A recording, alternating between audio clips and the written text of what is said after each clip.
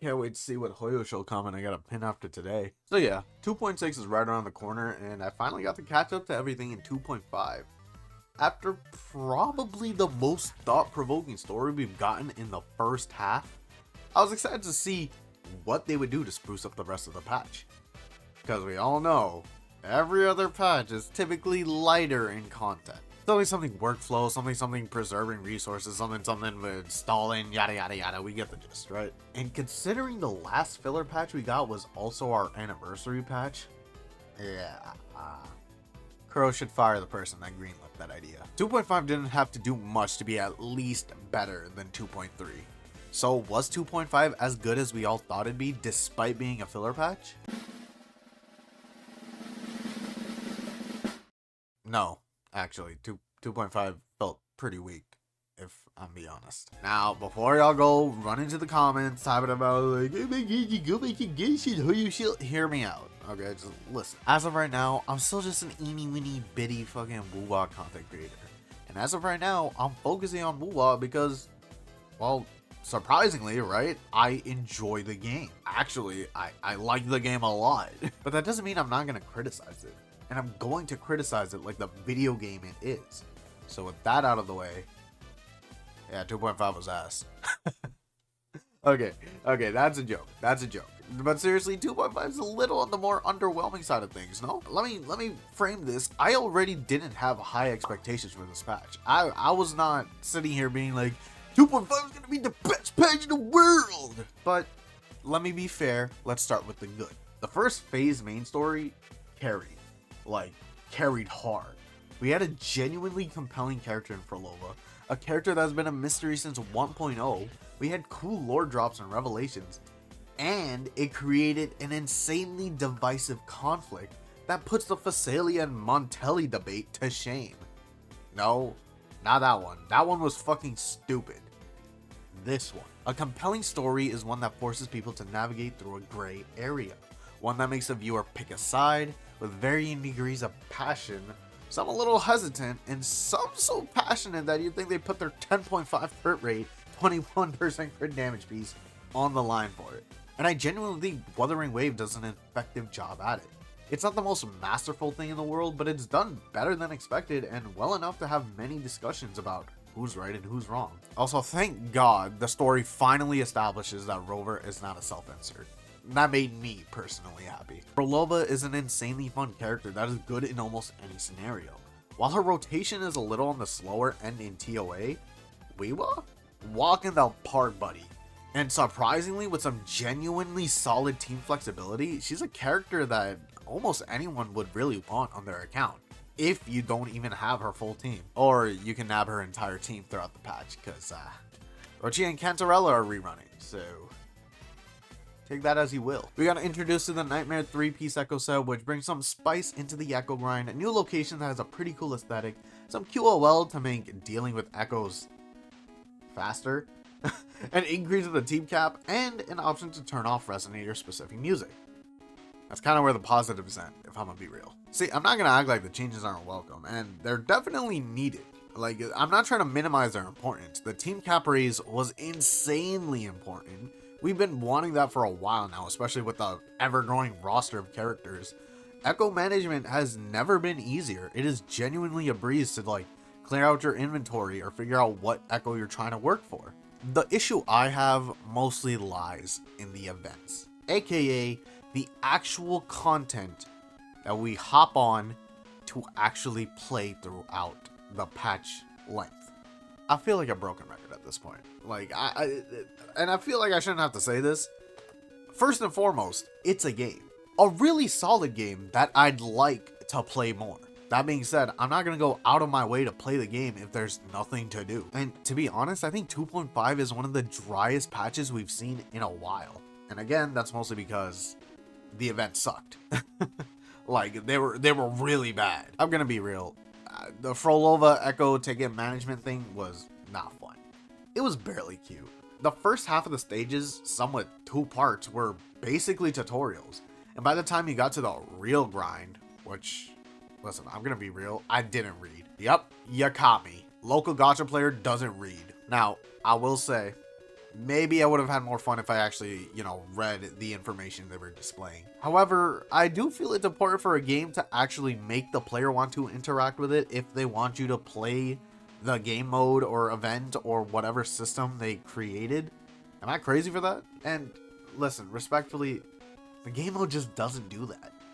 The most reading I did was matching, like, when an echo wants to devour something, I'd pick the other echoes that had devour in their echo description. Oh, and also, I 100% of the event, so, like, if I was able to do it without paying attention, then I think me not reading isn't the biggest problem here.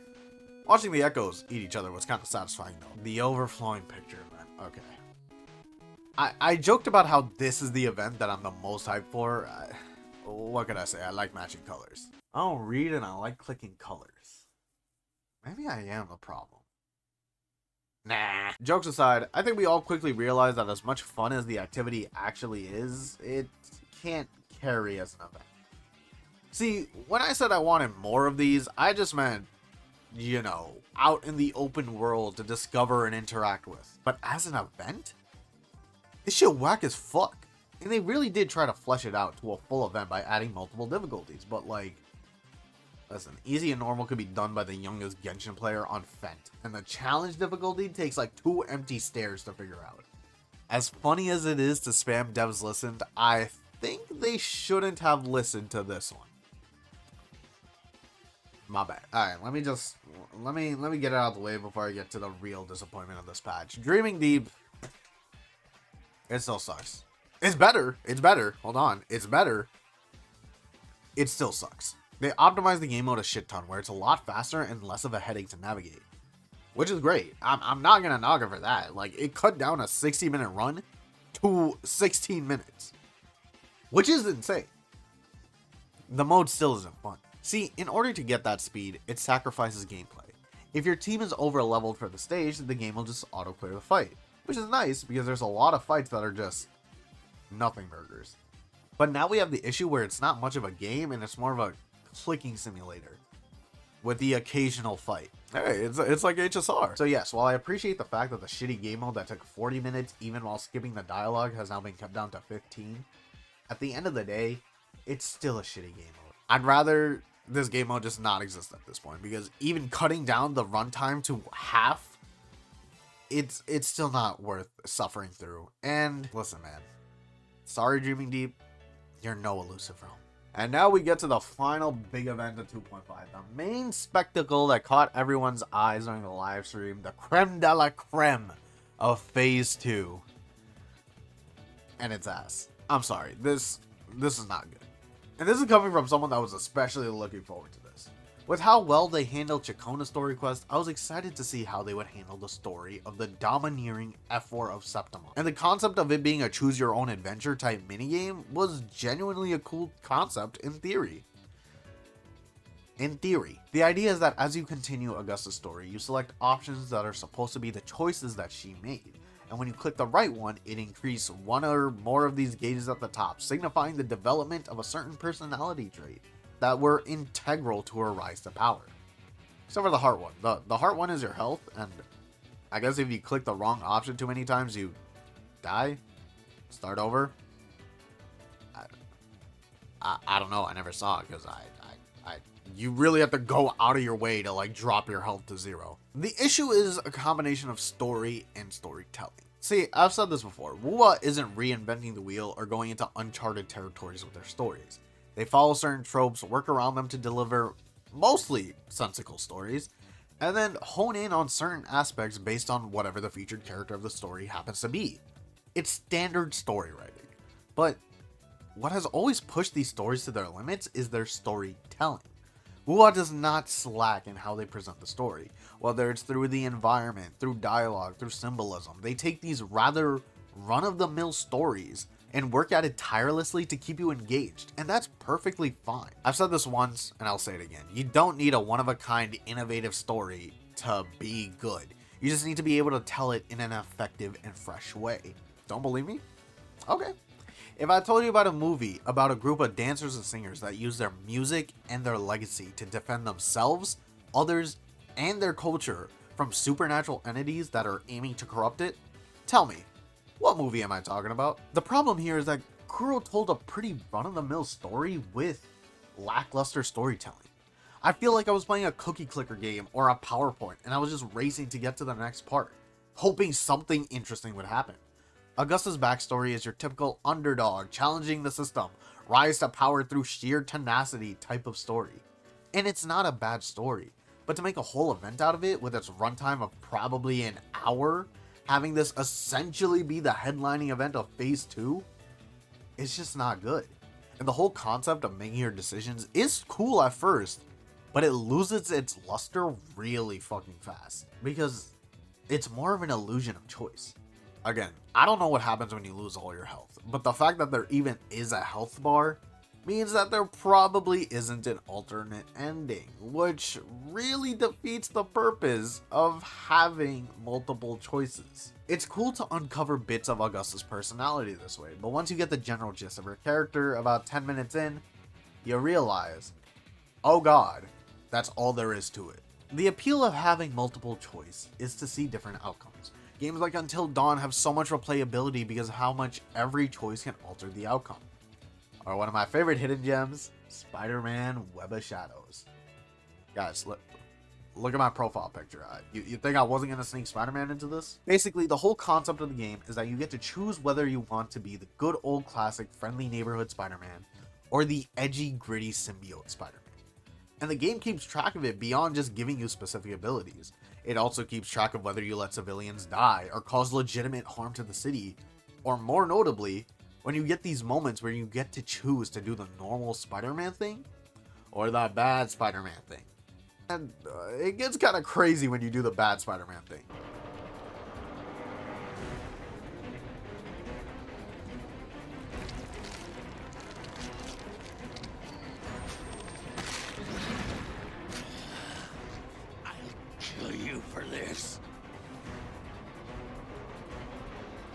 Wolverine is safe.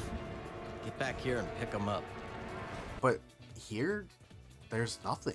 I picked the wrong choice. I get a line of dialogue that's slightly different than what we would have gotten, and then we move on with the rest of the story like nothing happened. Which is really fucking weird because they just did a whole story in 2.4 having to do with alternate stories and endings, which I feel like they could have brought back to similar effect for this event. If they didn't want to do that, I feel like they should have made it more unique in the overall story writing. By having the main gimmick be the fact that we had to guess what Augusta would have done from the little that we know and learn from her character, they should have created a situation where Augusta does something that we never would have expected her to do. That type of story would only work if they didn't do just a basic ass origin story. Keep her origin story a secret for 2.6.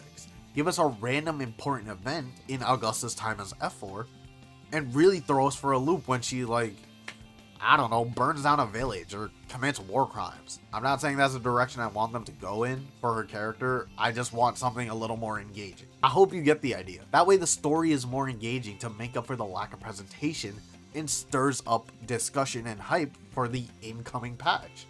But now all I know is that she came from some war-ravaged village. She had a shitty forte that ends up being kinda useful and stronger than she expected. And she learned to become a gladiator through sheer tenacity, which is fine.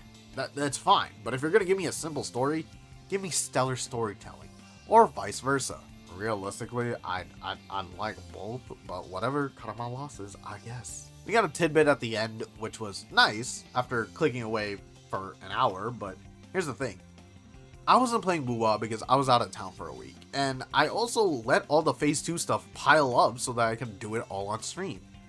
And I really thought I'd have like a good amount of stuff to do. But if I was able to complete everything that I missed in the span of 2 hours, I think there's a slight problem. I understand that these games aren't meant to be played for long sessions, but the fact that the main headline event of Phase 2 is on an already shortened patch length had a runtime of barely over an hour is kind of sad, along with the rest of the events. Is 2.5 the worst patch in the history of gaming? No, it's not. But I'd be hard pressed to ever call it a good one. I never expected this patch to revolutionize the gaming industry because we just came off the heels of 2.4, which was a massive patch on its own. But 2.5 definitely falls a little below the criteria of just having enough playtime for like the first 3 days, maybe a week if you're a casual. I understand the need for down patches and allocating that time to creating the next peak patch possible. But if that's the case, then these down patches should be filled to the brim with insane quality of life, or game optimizations, or at the very least, more events. Bro, just give us a co-op event. Recycle one. Trust us. Gacha players are like cavemen. We'll figure out something to do with it. But yeah, I mean, 2.6 is looking crazy, so I think 2.5 can still keep the rating in mid. Like a 6 out of 10, just because the first story was so good. But maybe on a bad day, it's hovering around 4.5 or 5 out of 10. Listen, that's just my experience, though. And in no way indicative of the actual quality of the patch and your overall experience with it. And with that, let me know what you guys thought. Did you guys enjoy this patch? Did you guys think this patch was so-so, or did you guys dislike this patch? And while you're at it, just tell me why. Because, you know, I've noticed a lot of people like to say things and then just not elaborate. The fuck's up with that, man? Let's talk. Let's commune. I don't know what the fuck this was.